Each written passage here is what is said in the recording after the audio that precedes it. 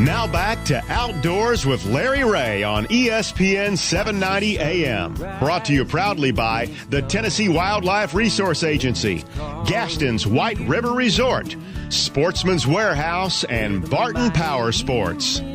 Hey, good Saturday morning. Welcome back to Outdoors with Larry Ray on ESPN 790. And no, this is not Open Mic Saturday. This is won't be taking your calls today because we just got so many things going on. Bobby, I got to ask you again because I know that you're from Tennessee. Grew up in what? Franklin, wasn't it? I grew up in West Nashville, but I spent 17 years in Jackson area. Yes, yeah. First part of my career. So. Yeah, and your first fishing rodeo was, you remember it? It was probably the Memphis one. Yes, it was. Yeah. You come rolling in here as a novice, you know. Yeah, and as a novice, yeah. A novice. Well, I always you tell throw in everybody, big words out, don't you? Yeah, I did. I always, and I have to tell not everybody. even spell check. The only time I've ever walked to the bottom of a lake before it was filled was with Bobby Wilson. Yeah. At Glen Springs. Yeah. That was cool. I know how deep that lake is. Yeah, I drove down into there. Yeah. You drove down in Yeah. Was the water in it? No, before the water. Oh, before the water. There was Okay. a bridge across down the bottom. I just wanted to make sure. But this one down here, the Mid-South Junior Fishing Rodeo is around for so long. It's the granddaddy, of all fishing rodeos. And we used to have people come and actually ask us how you do this. Because it's not an easy thing to do, right, Bobby? I mean, there is so much logistics into this, too. Right. It takes a lot of planning. It takes a lot of people to get, and it takes a lot of time as well. And experience helps. And volunteers, Dave. Yeah, right? Got to have the volunteers. Because without the volunteers, what would happen? It'd fall apart. It would fall apart, wouldn't it? I mean, from registration and right on through it, from weighing the fish. And monitoring the lake. And nobody cheats. No. Huh. Remember one time they had the dog? Don't even bring it up. Yes, we had to go back and get the trophy one time because the guy was not who he was. He was his older brother, and the other guy got sick, and so his other brothers stood in for him. And I have to tell that story. And the guy at the paper had to go out and get his trophy back and his bike and everything. We called it Fishagate. Because and I'm telling you, folks out there, you're listening to this and think, oh, they wouldn't. I have never, for the most part, 99% exactly are great. Right. But we have times that I don't understand parents. It's the parents. Or whoever it is in the adult, yeah. Yeah, and I know Bobby and Hunter listen to this, and all Hunter has to do is going to be out there and watch it. And Hunter, you know that, and Bobby, you know that too. I mean, we have to have rules, right? That's correct. What would we do without the rules, And everybody asks me, why do you have rodeo kids 6 through 12? Why don't you let older kids? Why don't you let this? And all I can tell them, it's tradition. Right. And yeah, that's right. I can't have tradition. And I can't imagine a rodeo with a 3-year-old. No. Or a 2-year-old. Yeah, that's where the parents start kicking in right there when you have a 2-year-old, a 3-year-old. You think so? Yeah. Yeah. I know so and everything. And the prizes, we ought to mention this because you guys at TWRA, and Bobby and Hunter can both mention, Dave can mention this. There's a lot of prizes that the TWRA dumps into this. Right, Dave? We purchase a lot of prizes to donate to the rodeos. We have, private individuals that, donate a lot of prizes. So, they think it's a worthy cause, and we think it's a worthy cause. But it's, like you said, tradition. There's certain things of tradition, like dove season, opening day of dove season, September 1, 12 noon. Mm-hmm. I remember years ago the Wildlife Commission was going to change that. Oh, yeah. And opened it up. We need to open it first Saturday. And in September. They kind of got crucified for that, but it's tradition. There's certain things that's tradition. And Bobby, I know that you mentioned that Free Fishing Day. Let's talk a little bit about that because you've been involved in that. And how important is that Free Fishing Day? Well, it's another one of those important dates, and typically we try to have a lot of kids' events on that day too, but it's also a day where people do not have to purchase a license. Adults do not have to purchase a license or permit for the day for like an agency lake. And that's to try to get them back into it, or maybe get them to it initially. They go out as a family or as a group and encourage them to see what it's like to fish, and maybe they'll get excited about it and then want to go again. And if they do, they'll buy a license.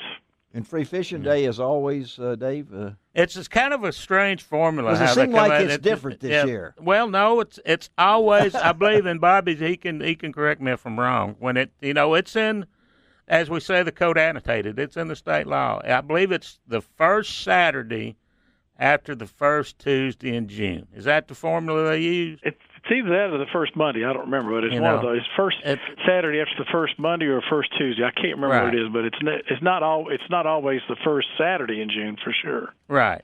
So that's what they use. The best thing I tell people, you want to learn more than Free Fishing Day, just look at our website. It's on there for months and months ahead of time. Right. Yeah, it's on page 15 in the guide. Right. I was trying to get it apart, but somebody put bubble gum between pages here. I think this was a setup by you guys. I couldn't get Free Fishing Day down. Somebody put bubble gum in here. I wish we had this on a podcast here right now, because I'm looking at Free Fishing Day, June the 11th, Free Fishing Week. Hey, we hadn't mentioned that. Yeah. June the 11th through the 17th. And, Bobby, that even adds more because this is when you have a chance to grab those people that are thinking about license and hadn't got a license. Right. But the Free Fishing Week is an age. It's an age group. That's right. It's 15. Yeah. If you're 15 years old or younger, you can fish the entire week. So, and that's part. I think that's national. Is that national? Is that just? It's mostly national. It's not like a national day, but most of the states in the country have a Free Fishing Day and a Free Fishing Week. Okay. And now I got to ask, Hunter, how old were you when you caught your first fish?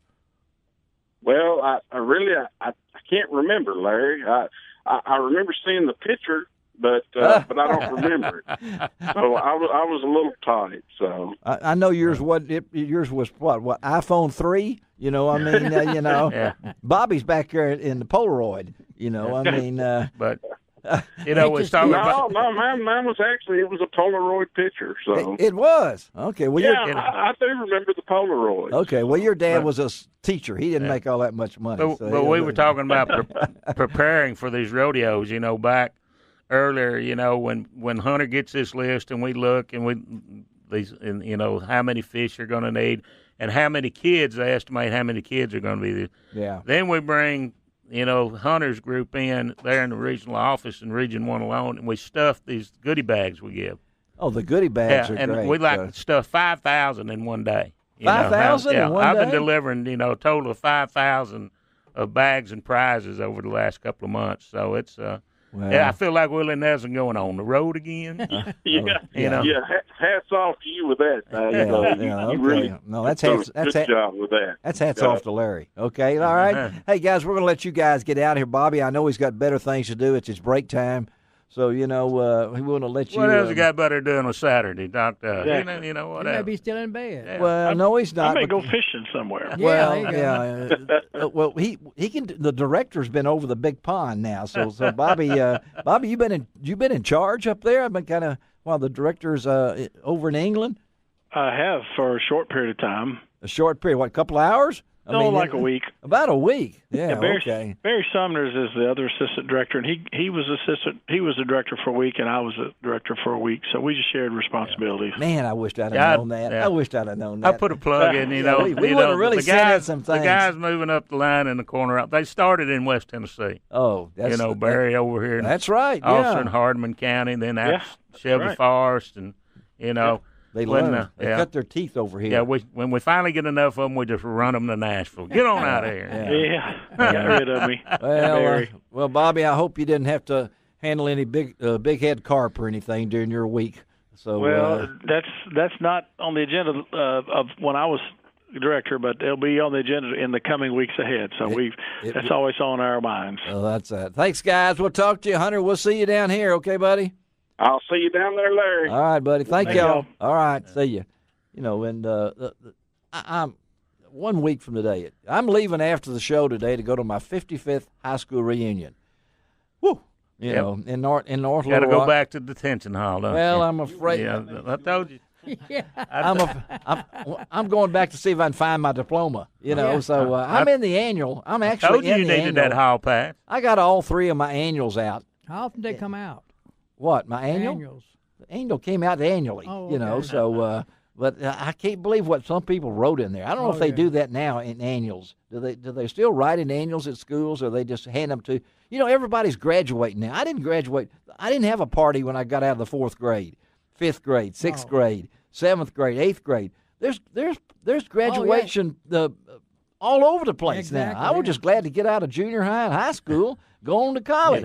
I remember going to a prom. I had to take my cousin, but he was just glad to get a free meal.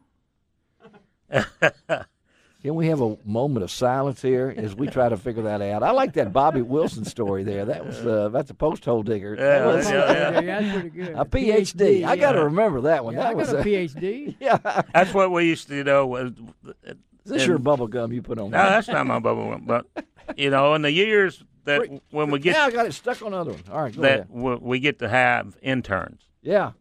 Some years we get to have interns, and that's where we primarily put them. Between fisheries and information education, we work, and most of the time, fisheries, because if we can turn them over to fisheries and they can survive the weed eaters and the post hole diggers, and say, "Hey, welcome to the world of wildlife and fisheries," All right, let's get out of here. We've had a wonderful time talking about fishing rodeos. We kind of had an expanded segment here because it just runs into each other. We're going to talk some more. In the closing segment today, we've got a special guest with us, and we're going to try to talk to that guest as we talk about the TWRA Mid-South Junior Fishing Rodeo, which will be next Saturday at Johnson Road Lake, right behind Germantown Baptist Church on Poplar. And you need to get registration there. You can go to Gator Brown. You can go to a lot of the Walmarts. You can go to tnwildlife.org. You can go on my website and see all the information. But that's next Saturday, June the 11th. And I can't wait for it. And you want to be excused? Yes. Okay, you. We got that Y hat today out at in Oakland, Hunter Education Challenge. And you're leaving right after the show to head out there. After the show and head right out there. Yeah, get the heck out of here. Get the Y heck. Yeah. Get out of Dodge. Yeah, the Y heck. All right, the Youth Hunter Education Challenge. Another special prize away at the rodeo next week. For the first youngster that walks up to you and say, "Hey, you sound taller on radio." Yeah, we did that last time. So you hear that out there? Come up to me and say, "You sound taller." You get a special prize. On the radio. On the radio. Well, I am. I'm 6'9" and weigh 112 pounds. So I'm the original how big a boy are you? Plastic man. You remember? Yeah. Big old boy with a crew cut. Let me get. Oh, there you go. Get this bubble gum out of here. That's my problem. All right, we'll be right back on Outdoors with Larry Ray. Snapping turtle time, I hope. Yeah. You can find out